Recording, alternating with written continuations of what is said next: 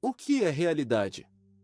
Essa pergunta sempre tirou o ser humano da sua homeostase espiritual e intelectual.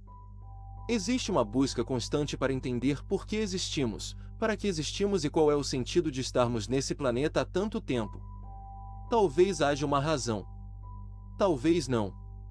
Mas existe uma inquietude inevitável ao pensar que podemos ser apenas produtos do acaso.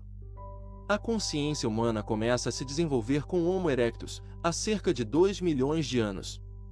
Uma consciência mais organizada, mais racional, capaz de controlar o fogo, criar ferramentas e caçar em grupo. Mas é com o Homo sapiens, cerca de 1,7 milhão de anos depois, que ocorre uma verdadeira ruptura. Surge a linguagem complexa. A autoconsciência.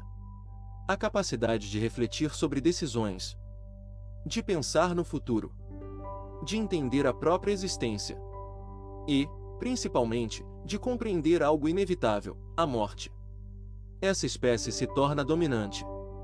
E com isso, cria tudo o que conhecemos: arte, ciência, matemática, geografia, física, química, linguagem, religião, cultura, estruturas de poder. Mas a grande virada acontece há cerca de 10 mil anos.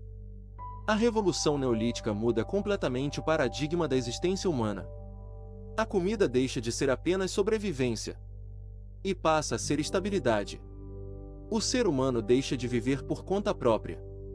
Surge a sociedade. Produção de alimentos. Crescimento populacional. Divisão de trabalho. Coesão social. Cada indivíduo passa a desempenhar um papel específico para manter o sistema funcionando. Tudo parece, finalmente, fazer sentido. Mas surge uma pergunta inevitável. Se tudo estava funcionando, por que isso ainda não era suficiente? Mesmo com uma sociedade estruturada, organizada e funcional, ainda existiam falhas. Doenças surgiam com a concentração de pessoas. A dependência das colheitas trazia riscos. Mas, ainda assim, a vida parecia fluir. O ser humano sabia sobreviver. Mas sobreviver nunca foi o suficiente. Nós aprendemos a controlar a vida. Mas não controlamos a morte. Sabemos como viver. Mas não sabemos como viver da melhor forma. Sabemos muito. Mas sabemos que não sabemos tudo. E isso cria um vazio. Como entender o que ainda não foi descoberto? Como explicar o inexplicável? É nesse ponto que surge uma das primeiras grandes tentativas de resposta. A religião. O animismo, uma das primeiras formas de pensamento religioso, propõe que tudo possui uma essência espiritual. Objetos. Fenômenos da natureza. Forças invisíveis. E que viver em desacordo com as leis naturais gera consequências. Isso foi uma tentativa de romper com um pensamento simples, limitado, e criar novos paradigmas. Mas isso resolve o problema? Ou apenas suaviza a dúvida? Porque, se olharmos pela ótica científica, percebemos algo ainda mais profundo. O universo levou bilhões de anos para chegar até aqui. Estrelas criaram elementos essenciais como carbono, oxigênio e ferro. Supernovas espalharam esses elementos pelo espaço. E, a partir disso, surgiu a vida. Diante de algo tão complexo, será que respostas simples realmente são suficientes? Existe uma distância enorme entre o ser humano e aquilo que chamamos de deuses. Mas surge uma questão. Será que o ser humano pode desenvolver, ao menos em parte, capacidades que antes eram atribuídas apenas ao divino? Robert Greene, em As 48 Leis do Poder, diz algo essencial. Quem não planeja até o fim, perde. Prever o futuro não é algo sobrenatural. É consequência de consciência. Se você sabe que pode morrer, você não precisa morrer para entender o que causa a morte. Você antecipa. E aqui nasce um dos maiores poderes humanos: a capacidade de prever cenários. Mentes treinadas conseguem enxergar vários eventos à frente, enquanto a maioria não percebe nem o óbvio. Então surge uma mudança de postura. Ao invés de se vitimizar, você começa a se perguntar: eu poderia ter previsto isso? E, se a resposta for sim, você evolui. Você deixa de ser vítima do acaso e começa a agir como alguém que entende as consequências antes que elas aconteçam.